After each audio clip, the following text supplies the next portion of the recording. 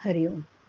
आज शनिवार 21 जून 2025.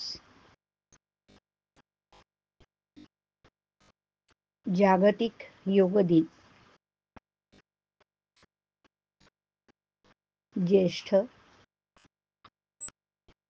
महिना, कृष्ण पक्ष. सद्गुरू ब्रह्मचैतन्य गोंदवलेकर महाराज आज आपल्याला प्रवचनातून सांगणार आहेत की भाव असल्याशिवाय परमार्थ होत नाही. ऐकूया त्यांचे विचार. प्रपंचात जसा पैसा लागतो त्याप्रमाणे परमार्थात भाव लागतो. प्रपंचात पैशाशिवाय चालूच शकत नाही. परमार्थही भाव असल्याशिवाय होत नाही. जसा तुमचा भाव असेल त्याप्रमाणे तुम्हाला देवाची प्राप्ती होईल. प्रल्हादाला खांबातही देवाची प्राप्ती झाली तर नामदेवाने दगडाच्या मूर्तीलाही येऊ घातलं. तुम्हा सर्वांना गोपीची गोष्ट माहीत असेलच. त्या गोपीला श्रीकृष्णाला जेवण घालायचं होतं, पण तिचा नवरा तिला जाऊ देईना. तेव्हा तिनं सांगितलं की हा देह तुझा आहे, परंतु मनावर तुझा ताबा नाही, असं म्हणून ती त्याच्याजवळ देह ठेवून श्रीकृष्णाकडे गेलीच की नाही. त्याप्रमाणे आपण परमार्थात भाव ठेवणं जरुरीच आहे. पण असं आपण नुसतं म्हणून काय उपयोग? तो सर्वव्यापी आहे, सर्वसाक्षी आहे असं आपण म्हणतो, पण आपण पापाचरण करायला भीतो का? तो आपल्याला पाहतो आहे असं पक्क वाटलं तर आपल्याकडून कधीतरी पाप होईल का? पण आपल्याला तसं वाटतच नाही. आपल्यासारख्या आस्तिकाला देव हवा असं वाटतं खरं, पण हवाच असं वाटत नाही.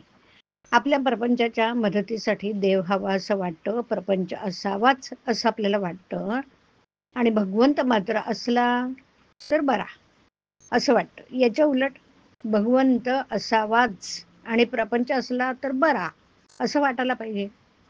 प्रपंचाची आवड असू नये, पण प्रपंचातल्या कर्तव्याची आवड असावी.